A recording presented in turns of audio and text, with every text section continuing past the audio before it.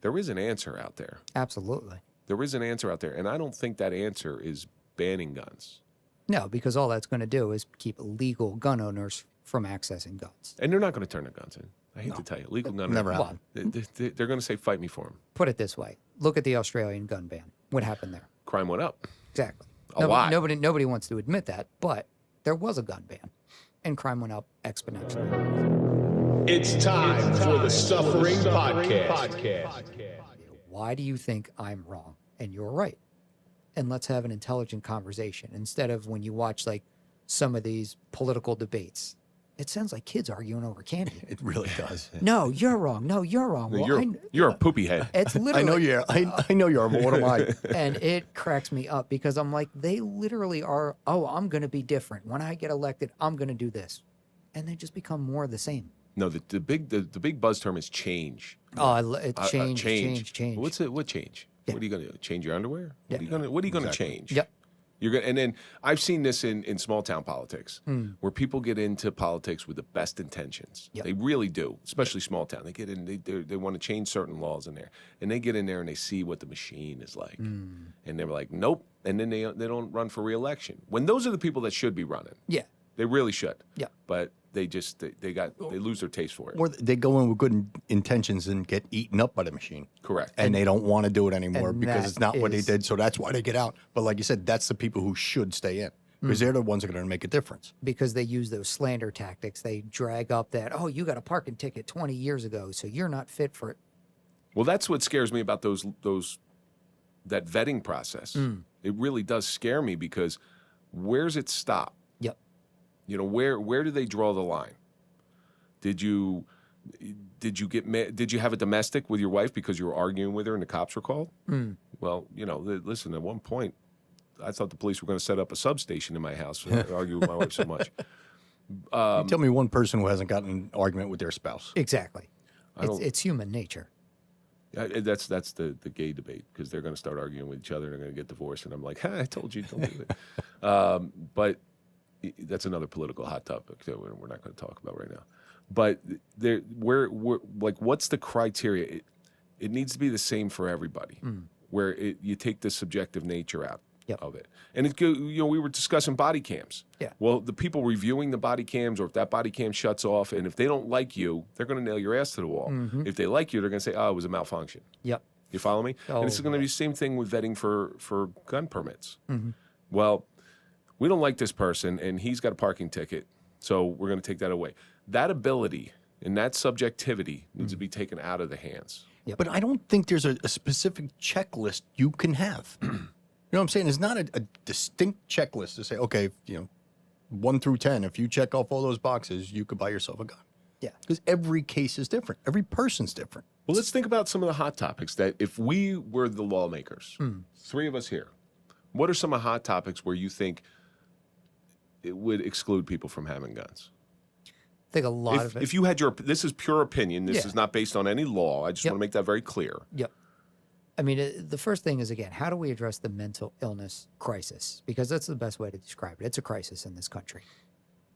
Without And a doubt. Since COVID, it's gotten exponentially worse. People forgot how to be human. Yeah. They were locked up for so long by themselves or with their family members that they forgot how to interact with other human beings. And I think it has to deal with how do we not only clear someone from background check criminally, but how do we address the mental illness? Do we say that every person who wants a gun permit should have to meet with a psychiatrist, and a psychiatrist has to sign off on it? But then again, it's where do you draw the line? Well, that psychiatrist didn't like me because, I said they were ugly, so they didn't sign off. We see this in the police world. So one of the police psychiatrists, he actually got sued by the PBA, where he was a shill of the departments. If the department didn't want you, Yep. my department used psychological tests as punishment because if you've taken them, there's some punishing things. I got sent for 5. Yep. And hey, listen, I passed it. Fooled every one of them. He knows how to cheat. He took them so much he knew how to answer them. The first one, he was a little sketchy on. Second, third, fourth, fifth, he aced them all. Our friend, our doctor friend, who we both dislike, tried to give me my 6th. Yep. And there's a rule of how many you can take. There's a rule. And I said, yeah, I got to take another one. He's like, how many have you taken? I said, this is number 6. He goes, I can't give this to you. Because there's a certain amount of time frame that you can only give so many of them, because then you start learning the test. Yeah. So it invalidates the test. So yes, I invalidated the psychological test. I don't know whether he was bullshitting me. I never seen any law on that, but he did not give me the test. So you run into that because it's a human test. It is. It's administered by a human being. Yep. So they need to come up. I think the first step is they need to come up with some sort of standardized test on a computer that's given by somebody that's some sort of artificial intelligent, just not a person. And the psych evals are subjective too. Of course they are. I was given the Rorschach test. There's nothing more subjective than a Rorschach test. That one looks like a blonde with big tits. That one looks like a brunette with big tits. But that's what they're. That's my fear with the psychological stuff. Yep. So it has. It's a good way to pass a psych test. Go out and grab yourself something to eat real quick before. Go to like the Grand Saloon over in Clifton. Go out and get yourself some. Next time you come up, because your mother's coming up, we got to take you out. I'm sorry to get off topic, but Okay. So Grand Saloon is one of our sponsors. Okay.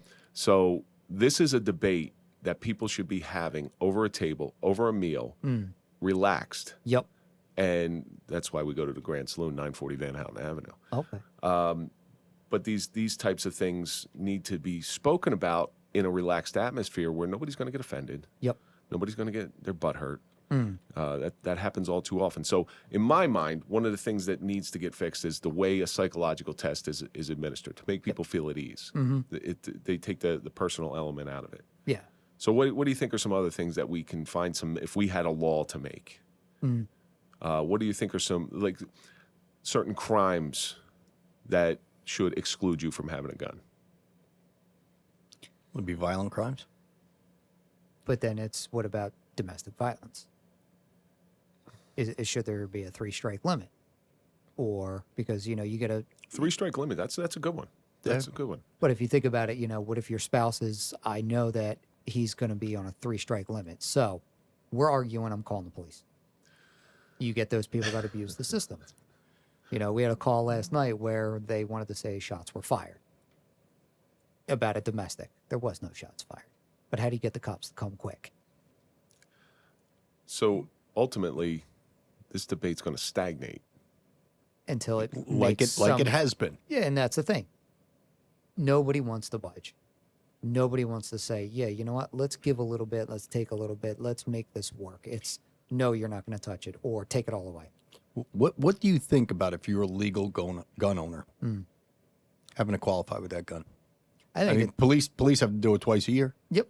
And Why shouldn't every legal gun owner, at their own expense, go to one of these, with the gun for hire or whatever those places are, and you pay X amount, you have to qualify with that gun. Well, to your point, if you want to drive a car, how do you drive a car? Yeah, you have to get your license. You have to pass that test. You have to take a test. If you're going to carry OC or pepper spray, Yep. you got to get sprayed with pepper spray. Unfortunately, you can't get shot with a gun to carry a gun. No. But one of the ways to do that is just put up a London broil or a piece of roast beef. Shoot a bullet through that, see what it does to it. It'll give you a pretty good idea. Now, in order for us to carry a taser, we had to get tased. So you know what it feels like. Thank God I didn't have to do that one. Oh, man, that tickled. I would have pissed and shit myself. I was an OC instructor, so I got sprayed with it a ton of times. But anyway, getting back to qualifications. Yeah. You get that gun. Yep. You go to qualify in it. There's another caveat. What if you fail your qualification? What happens with that gun? Not even that. What happens if, all right, you buy this gun and you qualified? Do you now have to, if you buy a revolver, do you have to qualify with that? If you buy another caliber of the same gun that you just bought, do you got to qualify with that? Or is it, oh, you qualified with a 9mm, so whether it's Glock or SIG or whatever, you know how 9mm shoots. Have you worked this out with the people you spoke to in power? So that's where it hits some stagnant water right now. One, nobody wants to do anything till November because they want to see how the elections come out. Okay, well, my constituent's not going to get elected, so forget it. There's no point in doing this. Or, oh, we got elected. Now we're all gung-ho and we're ready to go.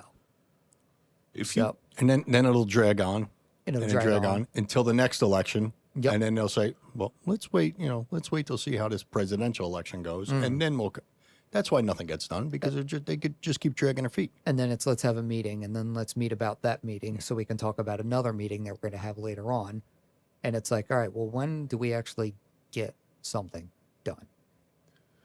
We keep trying to fight the good fight. You know, I think that's what you're doing. You're trying to fight the good fight. You see a problem. You don't necessarily have the answer. You can put forth some suggestions. You know, you're not advising anybody. Yep. Because there's the difference between suggestion and advice. You know, if you advise somebody, you own it. But if you suggest, they can choose to take your suggestion or not. Yep. But you're willing to talk about it. Yeah. And it sounds like some of the people you're getting in front of are willing to talk about it as well. And that's what I'm trying to get people to do is say, listen, I'm not coming from this as one side or the other. I'm coming from this as how do we bridge the gap? How do we get the ball rolling? I think we just need to keep on until we find the answer, because it only takes one person to come up and say, hey, I got an idea. And that idea may have legs, and that idea may be the true path on how to get there. But it's going to take that one person to speak up. Yep. And possibly an influential person. So how do we find you? So I'm on LinkedIn Okay. right now. You can find me under my first and last name, pop right up. And then you and I earlier were talking about Instagram and all that stuff like that. Yeah, you got to get that Instagram. Yeah, get on there so that way we can start getting the ball rolling there. Well, you have about 3 weeks to get an Instagram before this show airs. That way we can put it in our show notes. Yep. Because I'm sure there's some people, and again, the more you had asked earlier when we were sitting down talking, what's the purpose of social media? Yeah. Well, people need to reach you because that one person who you're not in front of may actually have a good idea. And you may be able to run with that idea because you seem to have the resources now in order to get in front of the right people, Yep. and you have certain people's ears in order to try to get something done. You know, ultimately, at the end of the day, we got to figure something out, right? Yep. I mean, this is a problem. Whether it's training our young kids how to resolve their conflicts, or qualifications, or psychological tests, whatever it may be, there is an answer out there. Absolutely. There is an answer out there, and I don't think that answer is banning guns. No, because all that's going to do is keep legal gun owners from accessing guns. And they're not going to turn their guns in. I hate to tell you, legal gun Never owners, happened. they're going to say, "Fight me for them." Put it this way. Look at the Australian gun ban. What happened there? Crime went up. Exactly. A lot. Nobody wants to admit that, but there was a gun ban, and crime went up exponentially. And Is it was still banned? I don't believe so. Someone would have to fact check me to make sure. But when I did a college paper on it at that time, it went up exponentially because they said guns are the problem. Let's get rid of guns. Everybody turn in your guns. They got rid of guns. And what happens when a criminal realizes, hey, you know what? They don't That's have an guns easy target. anymore. Yeah. How do we? What about England? So England, I know there's guns in England. I Yeah, know there's a there lot is. of guns in England. Yeah. But I know the police aren't even The though bobbies. Yeah. they do. They have actually- armed and non-armed police officers. Yeah. So one of my guys that sponsored me for Freemason was Scotland Yard, and he looked at me right in the eye and he goes, "There's plenty of guns, and we got plenty of guns." Yeah. Yeah. So I don't think. I just don't know what the answer is. I really don't know what the answer is. I know, but bottom line is, since I don't like guns, Yep. it's my choice whether I own a gun. Yeah, and that's 100% your choice. You know, Correct. someone can say, I don't believe in guns. That's fine. Nobody's saying you have to own a gun. You can say, I don't believe in guns and I don't want to own one. That's fine. But you should not infringe on the person that believes in their right to own a gun. I just think that the common, I'm not even going to say the common answer, but first of all, common sense and education. Whoa. That Common sense. oxymoron. Yeah, exactly. A lot. That's a lot to handle But right no, there. I'm just talking not owning a gun. Going through with the Second Amendment or meeting somewhere in the middle. Yeah. It's got to take some kind of common sense and education, doesn't it? And I think You know- it really does boil down to we want to blame the guns. We want to blame the guns. It's not the gun's fault. It's not a gun problem. It's a people problem. It's how that gun got into his hands and why it got into his hands. And I tell people since I've been serving in 2011, I've responded to more fatal car crashes than I have shootings. Obviously, for each department, that's going to be subjective because if you go to some cities where there's a high crime area, maybe they do go to more shootings. Me personally, I've been to more fatal car accidents. I've had more people die in my arms. I've had more people, when I show up, they're already DOA. So is that saying that we have a car problem? Or is that saying that we have drivers that need to learn how to be better drivers? I think you hit the nail on the head with that one. It's approaching your opinions with common sense and education, which is what I think Mike was trying to say. You know, when you have a very strong opinion, step back and think. If it's super strong, step back and think about it for a second before you let it out. Yeah. And how about an open mind? That's the other thing. Thank you, Jennifer, for that social media question. So many people are like, no, I'm right. If Yeah, you exactly. disagree with me, you're wrong. So I want to thank you so much for coming in today. No, it's my I really pleasure. appreciate it. I think it's a Especially debate coming that's all this way. That's it's a debate that's ongoing. It's constantly evolving. Yep. But anything to make both sides come together. You know, this might be the one time in recent history that both sides are going to be able to come together and agree on something. Yep. But I thank you from the bottom of my heart But coming in. just getting back to the social media thing, I'm not a big social media guy. Same. But if you do have social media, someone may give you suggestions on your social. Someone that you may have never met before. You know, you would have never had the opportunity to meet. Yep. And those are the people I welcome. They'll give you, you know, they may open your eyes to something. Yeah, They may agree absolutely. with something, and they may disagree with something, but maybe you can meet some common ground in that. So that's the only thing that I would be able to see you using social media for, because I don't use it at all. Yeah. You No, I use mean, it more than you think. Yeah. You look up Freak a Brit. That's Yeah, what you see, use. that's someone I would have never met before. Exactly. Connects you with certain people. yeah. You've been at this for quite some time, this debate. Yep. And you've seen the suffering of trying to change opinion, change values to ultimately facilitate a safer environment in the world. Yep. What do you think it's taught you? We have to work together. We have to work together. That's perfect. As police officers, how many times do you show up on a call where it's a domestic and what's our job? Diffuse the situation. Sometimes people just want to be heard. Other times people feel like they're not being heard. And it's just, how do we come together for a greater common good? Not about your personal beliefs or your, you know, I think I'm right, or no, that Personal agendas. it's agendas. It's put all that aside. And even this may be dumb, but you know, as a parent, what's best for my kid in the future? Right. What is best We're leaving for this our- world to them. Yeah. What is in our best interest in the future? Once again, I thank you for coming in. This was interesting. It was. This was interesting. We could have kept going. We could have probably gone for quite a while. Probably. That's going to do it for this episode of the Suffering Podcast. And as always, we think about what we learned. First thing I learned is Dave needs Instagram. That's the bit. I'll be jumping on that one, so stay tuned. That's the big one. Guns aren't for everybody. Don't perpetuate your own mindset. Approach your opinions with common sense and education, but most importantly, anything in the wrong hands is dangerous.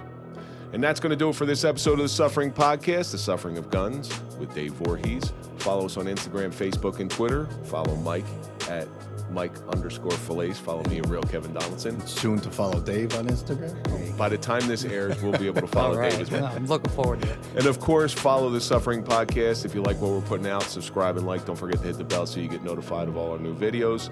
And we will see you on the next episode of the Suffering Podcast.